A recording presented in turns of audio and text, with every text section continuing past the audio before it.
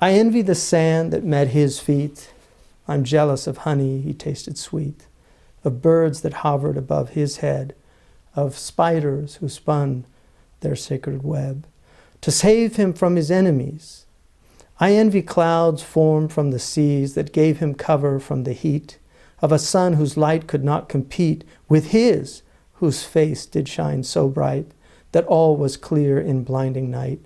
I envy sightless trees that gazed upon his form completely dazed, not knowing if the sun had risen, but felt themselves in unison with those who prayed and fasted too, simply because he told them to, with truth and kindness, charity, from God who gave such clarity.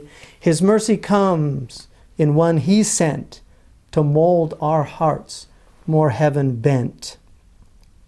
I envy all there at his side who watched the turning of the tide as truth prevailed and falsehood fled and hope restored life to the dead. Men and women through him found grace to seek together God's noble face. I envy the cup that gave him drink, his thoughts that helped us all to think, to be one thought that passed his mind, inspiring him to act so kind. For me this world is not one jot, if I could simply be a thought, from him to God throughout the ages, as revelation came in stages.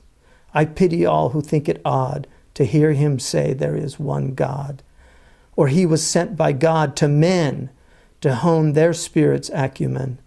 It's pride that blinds us from the sight, that helps good men to see his light.